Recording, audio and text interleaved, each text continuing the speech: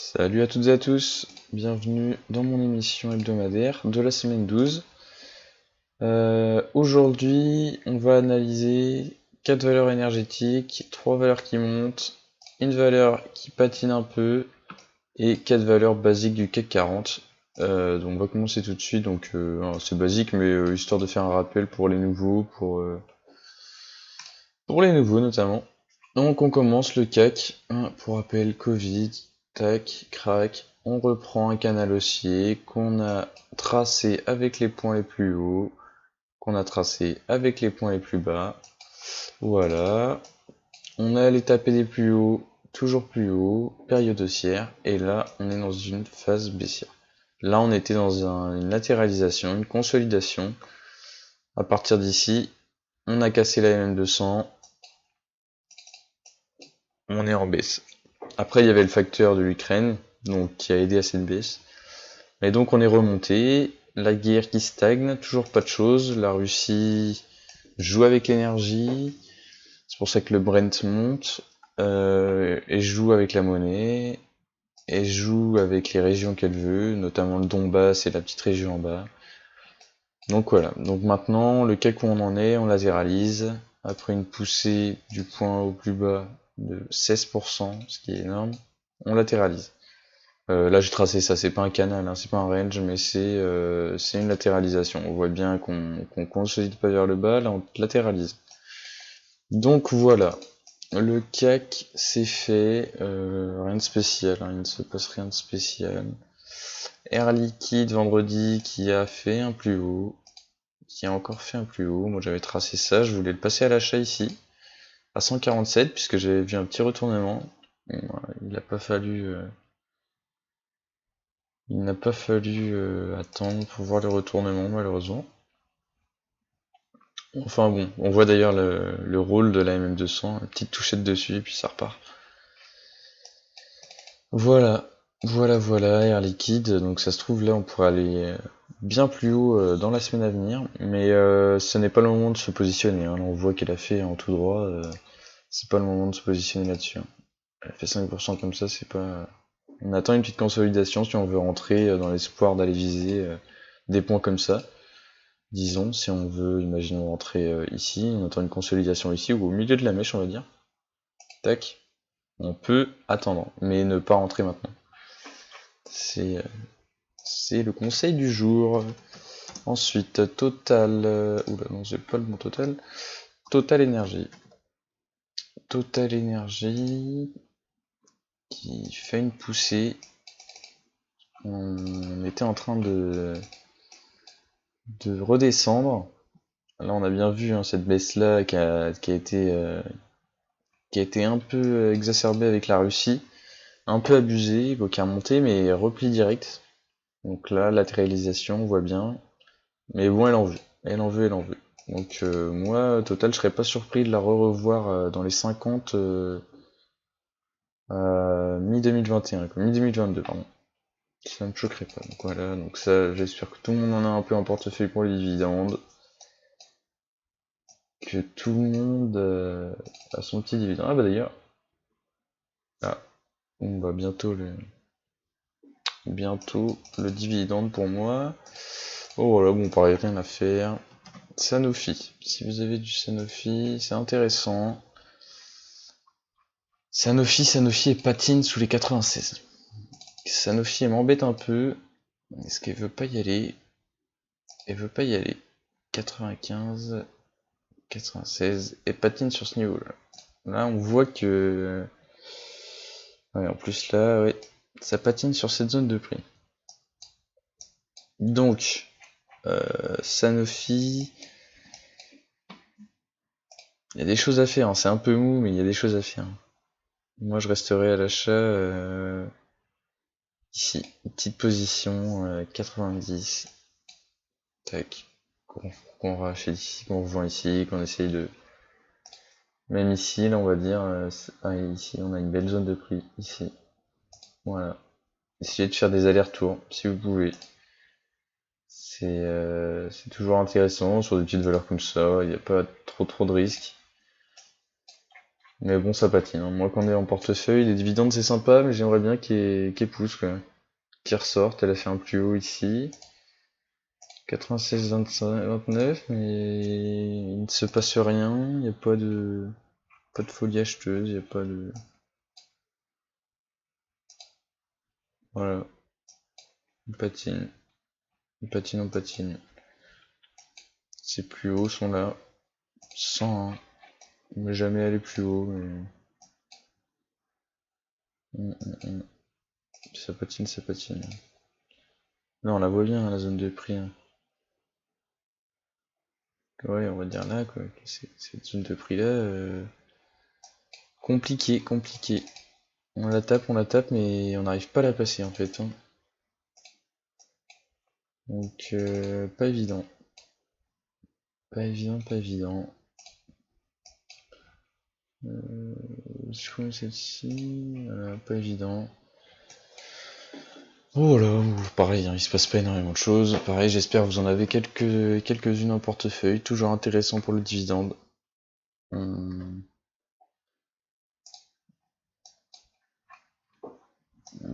préfère les valeurs assez calmes qu'ont des dividendes.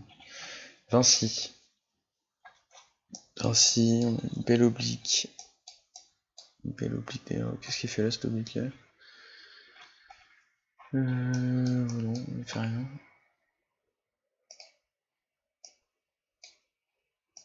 Tac, belle oblique. Voilà, qui avait été retapée là. On est passé à la trappe. On est venu. Moi j'aime bien ces configs là de rebond. On a cassé l'oblique haussière, on l'a reprise, on est monté, on a retapé et on est reparti. Donc ça s'appelle quand on la casse et on revient taper dessus, ça s'appelle un pullback. Donc là c'est magnifique, hein. Techniquement c'est beau parce qu'on repart, tac le pullback, puis après on repart. Donc là on voit une latéralisation, comme le CAC, hein. On latéralise, on latéralise. Moi je serais acheteur ici. Ici je serais acheteur. Sur une réaction du marché qui part avec du volume, moi je serais acheteur. Avec un potentiel ici on va dire. Tout simple.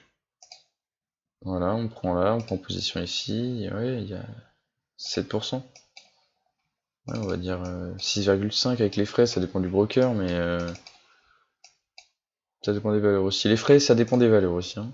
Puis on peut mettre un stop ici, disons. Ça vous fait 7,6% de hausse pour 2% de baisse. Toujours intéressant, sur des valeurs c'est un peu mou, mais c'est toujours intéressant, toujours intéressant.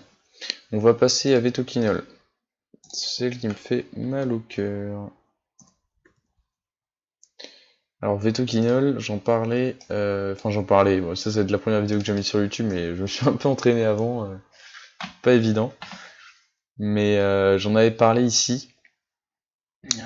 Ici une petite cassure pour réintégrer le range, moi je l'avais acheté à 130, je l'avais revendu à 136, je l'avais re-racheté à 130 et je l'avais revendu à 136. J'ai fait le... J'ai fait le... J'ai fait le trade 2 fois. Puis ensuite, parce que moi, la deuxième fois que je l'avais vendu, c'était cette grosse bougie là. Et je l'avais revendu dans la journée plus haut et 136,8. Moi, je l'avais vendu à 136 cette journée là. Et puis en fait, après, elle avait continué. Et jusqu'à cette journée là, quoi. Enfin, on allait à 149. Et là, on a bien perdu quand on a fait jeudi moins 6% presque. Et vendredi moins 1. Bon, moins 1 ça va, j'ai envie de dire. Mais ça perd, ça perd. On allait toucher ces niveaux-là que j'avais mis à l'achat entre 133 et 135 s'il se passait quelque chose. Donc j'étais pas devant l'écran. Apparemment il s'est passé quelque chose puisqu'on a fait toucher entre les deux et on est remonté. Donc à voir si ça repart dans le sens escompté, est-ce que ça monte avec un petit potentiel de 7% donc qui est toujours sympa. Après moi je préférerais 130.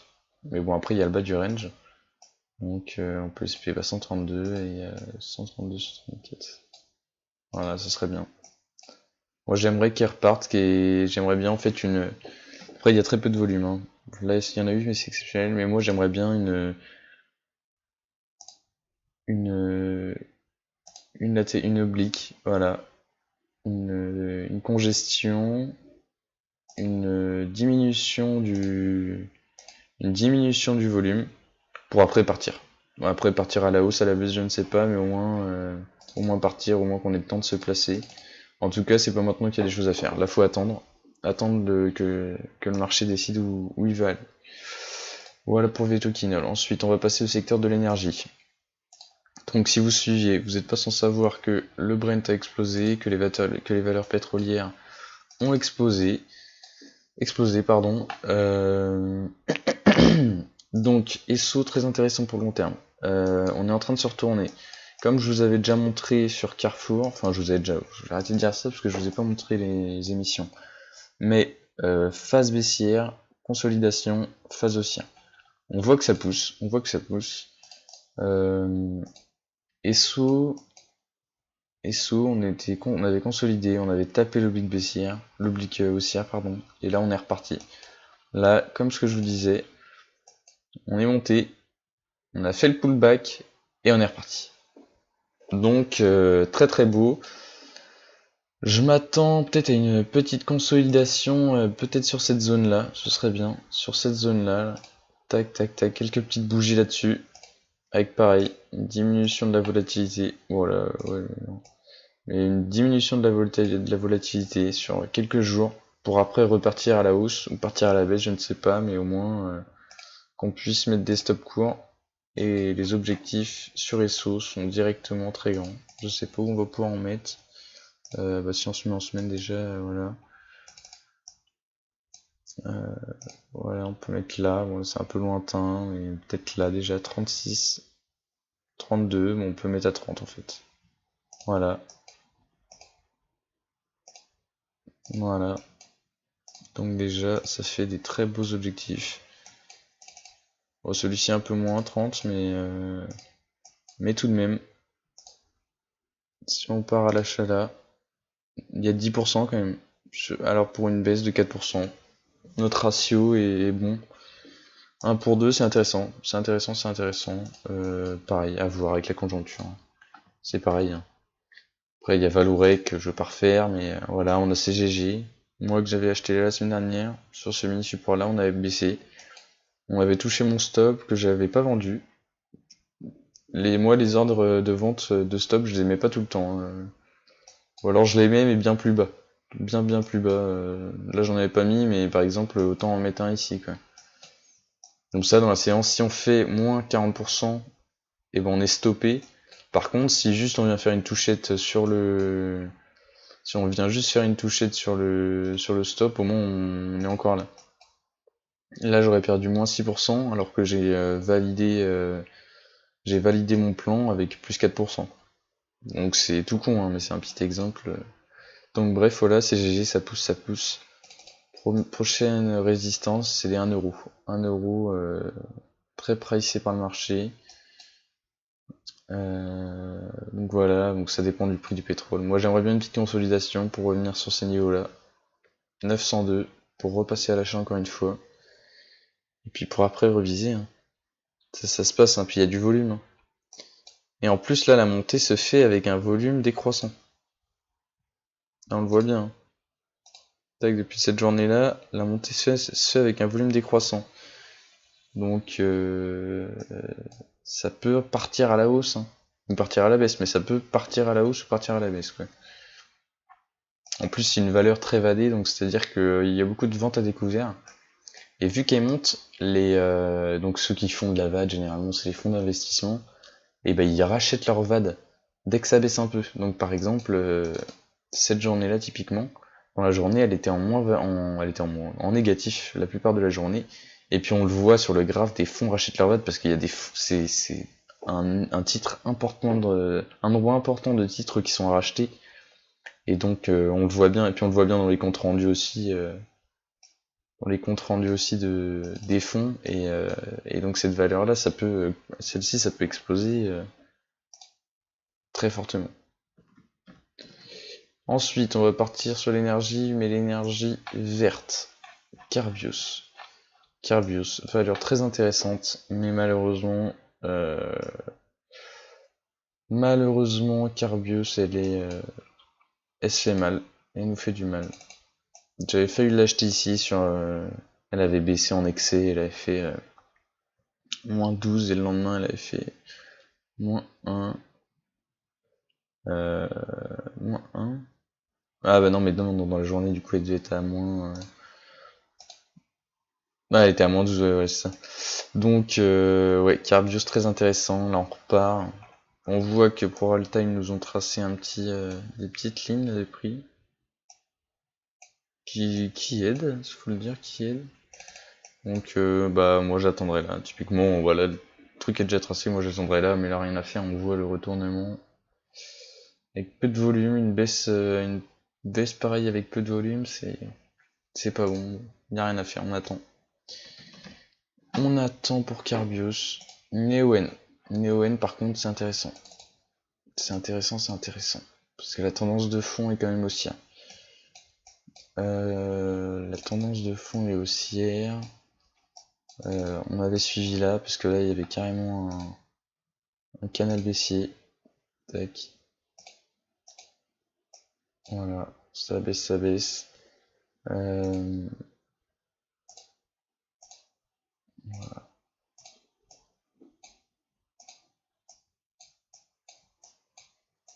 Bah oui.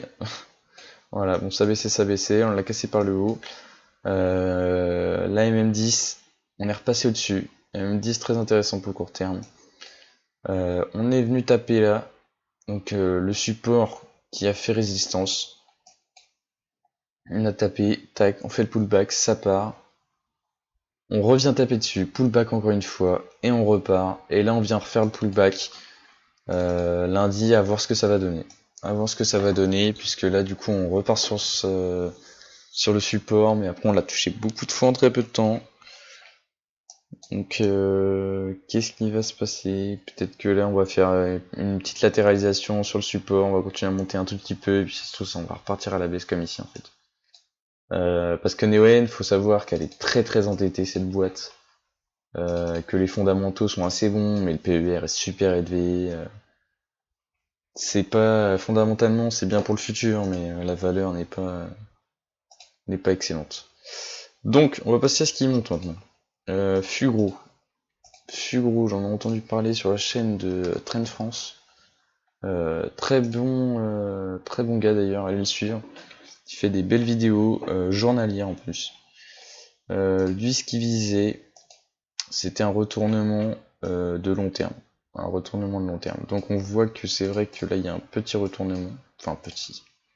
Elle a tellement baissé qu'on croit que c'est petit, hein, mais sur cette grosse baisse abusée, là, c'est vrai qu'elle a rebaissé, mais on a consolidé. Et là, on remonte. Par contre, on remonte, oui, consolidation, on remonte. Moi, j'attends la prochaine consolidation pour rentrer dessus. On est repassé au-dessus de la MM200. On voit la pertinence encore une fois de la MM200. On tape, on fait le pullback. Après, on repart, ça fait support. Et après, on repart. Donc, intéressante. Celle-ci est intéressante. Fugro, ça peut monter encore. Ça peut monter encore. Avec des objectifs qui sont intéressants. Voilà, le prochain ce serait ça, le prochain ça. On l'a déjà dépassé lui. Bon, lui ça fait peut-être une petite résistance là. Voilà. Mais ce n'est pas le moment de rentrer là-dessus. Hein. Là c'est pas le moment de rentrer là-dessus, on va pas faire les faux mots, on a peur de louper le train. On attend une correction saine qui n'ira pas en dessous ça. Et après on rachète. Et pour suivre le mouvement. On achète ce qui monte et on vend ce qui baisse. Je vous le rappelle. Très bête, mais c'est là qu'on se fait de l'argent en fait, hein. C'est là qu'on fait du pourcentage. Katana. Katana. Je vais passer en semaine pour vous montrer ce graphique impressionnant. Donc elle monte, elle est haussière depuis 2017. En fait. On va se remettre en journalier. Donc maintenant je vais vous montrer. Donc la pertinence de la M200, on le voit là. On voit qu'elle a tapé, tac, elle a refait le pullback et puis elle repart. Donc bah c'est beau, c'est vrai que c'est clair, c'est net, aucune consolidation, ça part. Moi j'aurais dû rentrer typiquement là en fait, hein. J'aurais dû rentrer là par exemple. On voit la clôture qu'elle a rebondi. On voit que c'est propre, c'est net. On aurait pu rentrer ici aussi. À la cassure de la M10. La M10, je vous l'ai dit, très intéressante. Et par exemple, on aurait dû sortir là. On aurait dû sortir là, à la cassure de la MM10. Donc ouais, très intéressant. Donc c'est vrai que les valeurs, bon, faut les suivre assez régulièrement, hein, parce que là on était un lundi, on était un mardi. Faut les suivre, mais quand on a vu ça, c'est vrai que bah, c'est vrai que c'est toujours intéressant en fait, hein, parce que même si on rentre à la imaginons au plus haut de cette séance, non, ou même là, au plus bas de cette séance là, on est à 29% quoi, sur des indicateurs qui sont donnés. Même là, la cassure en soi, ici, on évite de perdre, enfin même on gagne 20%, pour après en reprendre, si on la prend là, pour en prendre 47 quoi. Bon, cette valeur, c'est vrai que elle est vachement soutenue par les acheteurs. On voit que la MACD décolle carrément, donc ouais, intéressante cette valeur-là, intéressante, à suivre, à mettre dans vos listes de suivi. Et ensuite Carrefour. Carrefour, moi je suis dedans depuis mardi. Carrefour, on l'a dit, retournement, phase baissière, consolidation, mais encore baissier, consolidation, montée, consolidation, poussée, ça pousse. Et surtout, encore plus, quand on le voit là, moi, nous ce qu'on surveillait, c'était cette cassure là, 18,64. Elle l'a passé, sans problème. Elle l'a passé sans problème. Elle a clôturé au-dessus, presque au plus haut. On est allé à 19,040 et on a clôturé à 19 000 la semaine. C'est beau, c'est beau. On a fait plus 4% en une semaine. Pas mal. Moi je me suis positionné, j'avais anticipé la cassure. 18,58 et 18,56. Donc on est bien, on est bien. Moi je vise 20 et 27 à voir. Après les valeurs en retournement, peut-être pas vendre direct, peut-être attendre ou vendre, attendre la consolidation et puis ou mettre un stop en consolidation, je sais pas. On va voir. En tout cas, ça on va suivre la semaine prochaine. Bon oui, on le voit bien là, hein. Après une petite consolidation, ça m'étonnerait pas, une petite consolidation qui reviendrait, regardez, toucher, imaginons ce niveau-là. Voilà, ce serait pas déconnant en fait, hein. C'est le dernier plus haut en fait. On viendrait faire une petite consolidation là-dessus. Bon, une petite consolidation de 2%, c'est ça, hein, c'est ça. Donc, par exemple, ceux qui voudraient en racheter, moi je mettrais un ordre ici en fait. Un ordre ici, sur réaction du marché, tac, pour aller rechercher directement ce que je vous disais, hein, pour aller directement rechercher les 20. Voilà, on attend. On achète sur des sur des consolidations. On n'achète pas en FOMO là. À part si on achète sur cassure, sur anticipation de cassure, où on pense que là ça va casser et puis que ça va monter. Voilà. En tout cas, les points d'entrée sont très importants. Les points de sortie aussi, mais les points d'entrée sont importants. Pas faire n'importe quoi quand on achète. C'est primordial. Donc voilà, donc écoutez, bah, j'ai fait tout, on a fait 12 valeurs. Bon. Première émission, petite émission. Je vais faire bientôt. Je vais essayer déjà de faire une vidéo hebdomadaire pour ceux qui ont envie de suivre la bourse, l'analyse technique un peu comme je fais là. Et j'essaierai de faire d'autres vidéos sur les bases de la bourse, les bases, je connais pas les bases, hein. Enfin si, mais plus comment une base de gestion de portefeuille, de gestion de patrimoine, comment répartir son patrimoine. Après, plus dans l'univers bourse, parce que moi c'est ça qui m'intéresse. Mais plus comment gérer son patrimoine, la part qu'on doit mettre dans la bourse. Ensuite, je ferai des vidéos sur le money management. Donc son portefeuille boursier, vers quoi l'orienter, quel profil vous êtes. Et puis voilà. Et ensuite, je ferai aussi une petite vidéo, je pense, sur les valeurs long terme. Si ça vous intéresse, mais juste investir, pas jouer, pas ce que je fais là, hein, au Carrefour, ça c'est pas du jeu parce qu'on est là pour se faire de l'argent.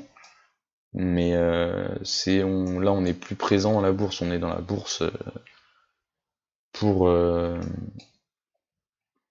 pour s'amuser. Enfin, on est vraiment dans la bourse, quoi. On est obligé de s'en occuper très régulièrement, toutes les semaines, tous les jours. Et donc je ferai des vidéos pour ceux qui s'y intéressent un peu moins, quoi. Donc voilà. Donc ceux qui n'ont pas envie d'investir sur une semaine, sur 2-3 jours, ceux qui ont envie d'investir que sur 5 ans, long terme, hein. Donc voilà, donc je ferai ça. Bon écoutez, je vous invite à vous abonner. Je vous invite à vous abonner. Je vais vous mettre, si pareil, ça vous intéresse l'analyse technique, je vais vous mettre 2-3 chaînes en commentaire que je suis personnellement, qui aident, franchement qui aident. Et puis vous pouvez trouver pareil quelques valeurs chez ces gens-là, si vous regardez un peu.